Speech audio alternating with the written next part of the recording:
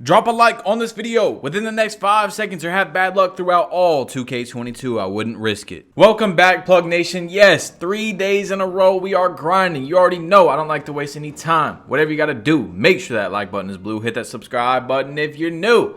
And let's get into the news. So, real quick, I want you guys to let me know, what is your main build every year? What's the play style that y'all really like playing on 2K? Are you a slasher? Are you a playmaker? Do you like to dribble? Are you a glass cleaner? Let me know in the comment section, man. I want to see what the people who watch me like to play. Well, 2K22, if you guys didn't see, is apparently going to feature a hip-hop career option. Yes, a hip-hop career option, apparently, to where you're able to create music on 2K22 is the rumor that's going on. And real quick, that's cool, you know, whatever. But I honestly think 2K is just putting too many eggs in too many baskets. You know what I'm saying? Focus on the gameplay. Focus on giving us new, great rewards.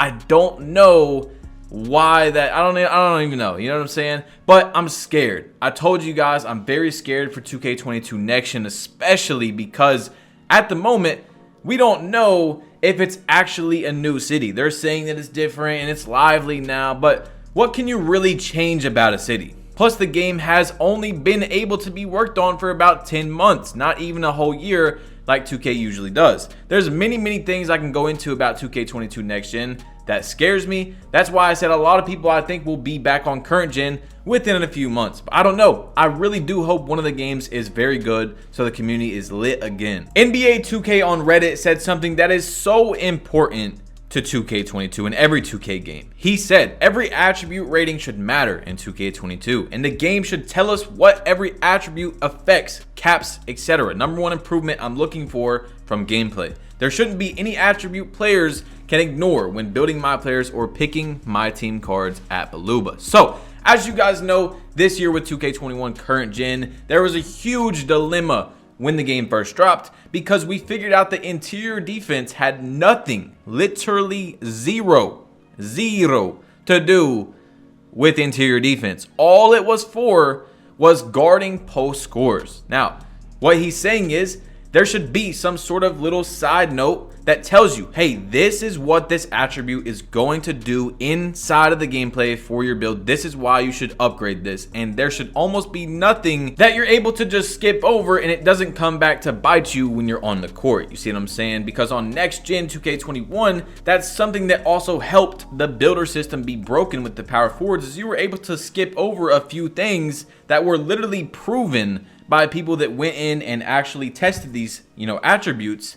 And that made the builds even more overpowered because you didn't need some attributes, or you barely needed some. Like stamina, you could literally put it 25 and it was proven that it had the exact same rating and efficiency of your stamina going down as if it was at 50. And then we also figured out that stamina you don't really need unless you're playing Pro-Am or Rec, which are longer games. So those are some things that would have been nice to know. That's just an example, but there was many of them. Anyway, GV on Twitter said the city/neighborhood should be a main hub with the stores and doors that lead to all the game modes like Park, Stage, Rec, and Pro-Am. The city is not a bad idea. It's just horrendously executed. The court should not be in the same server. So this is something that I've talked about a few times.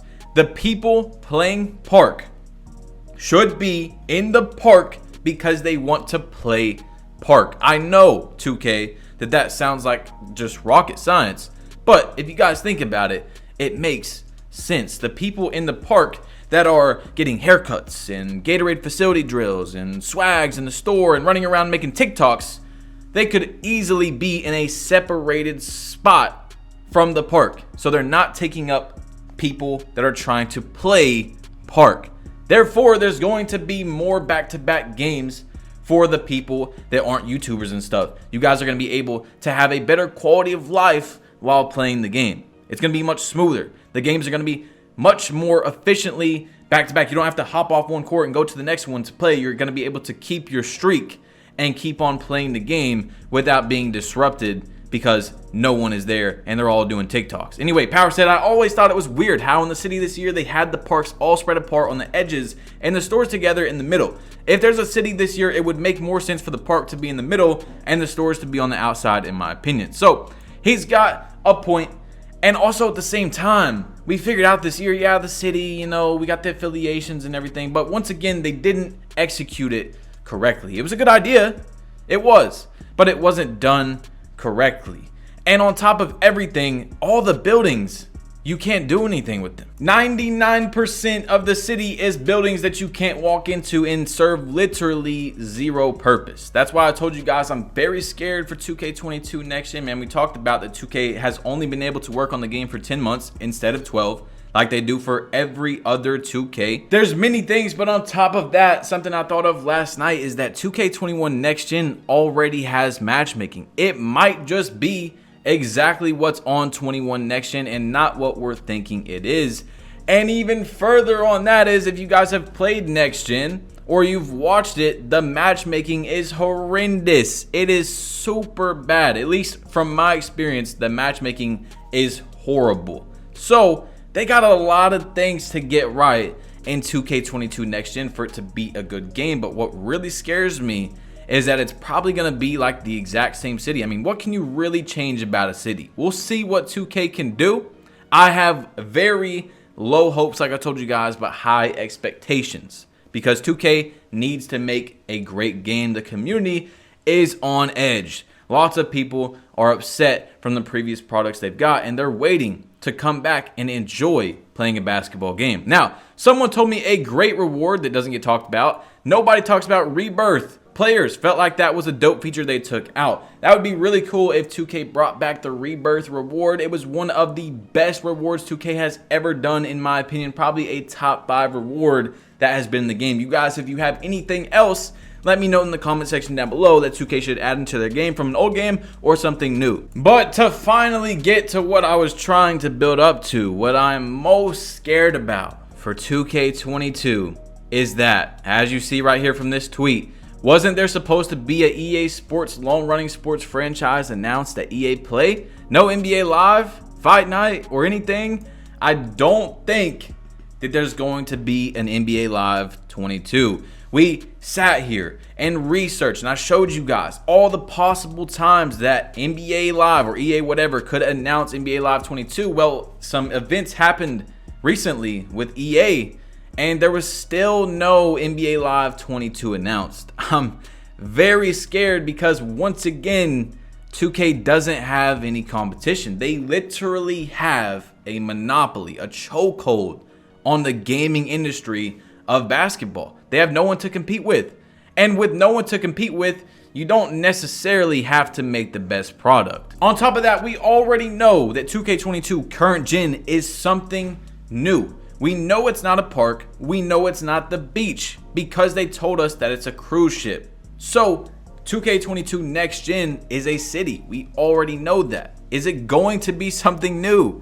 We don't know. We literally don't know. So that gives current gen a huge advantage just off rip. Now, another thing is Power DF. He said, if next gen has affiliations with a penalty for playing in other parks, it's dead off launch. Don't divide people again at NBA 2K. And I was very surprised that Power did that. It seemed like he was calling out 2K in a way, saying that this is what the game needs. And you don't really see that very often from a lot of content creators. Like I said, we have to keep creators responsible in 2K22 as well. The logo is not going to help you as much as speaking out. People are going to respect you for voicing your opinion and hopefully making change in the game. So there's many things that I'm afraid of for 2K22. A lot of it has to do with next gen. But like I told you guys, I just need, in my opinion, yours can be different.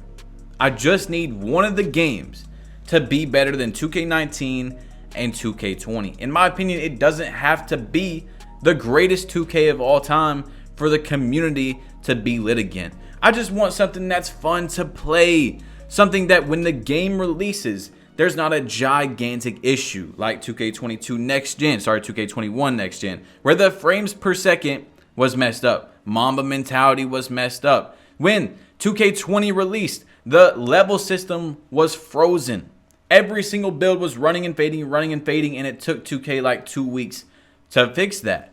There's things like 2K19's pushing how it took 7 months to fix or 8 months to fix, that if 2K can just off the rip fix these huge issues right away and not wait months, it will automatically give people 1, 2, 3 points onto their review for the game if they can just get rid of those issues due to, in the past, every single game releasing having these issues. You see what I'm saying? So hopefully we just get a game that comes out and there's nothing game breaking, or if there is, 2K patches it, gets rid of it, tells us, hey, we're working on fixing this. 2K21 current gen had the Zins for like, what, 6 or 7 months before they were fixed. Every single game has had an issue. They're all game breaking. 2K had to get #1 trending on Twitter to fix these. That's not how it should be. Treat every issue like it's a VC glitch, 2K, because if a VC glitch comes out, them things, I swear those devs are put on ultra overtime. They are not allowed to leave the studio until the VC glitch is patched, or at least that's how they treat it, and they could do that with the other issues in the game. So leave your comments down below. It's your boy Badge Plug. You've been plugged in. Drop a like if you haven't yet. Hit that subscribe button if you're new. I do think 2K22 is going to receive some big news this upcoming week. They gave us news very early, like some big news that they've never done before. In July, they told us that there's going to be a cruise ship, there's going to be matchmaking, there's going to be seasons, all that type of stuff. That's nothing that 2K's ever done. So I really think that 2K is probably going to be dropping one big batch of news a week. We will see next week, but I guarantee, yes, it's a Badge Plug guarantee, that we get 2K22 news next week. There's no way they dropped this last week and don't give us anything this next upcoming week. So we'll see what it is. Hopefully it's even bigger news. We were all expecting my GM news or, you know, screenshots of LeBron being 98 overall, but they really dropped a bombshell on us last week. So hopefully we get more, and I'm out. Peace.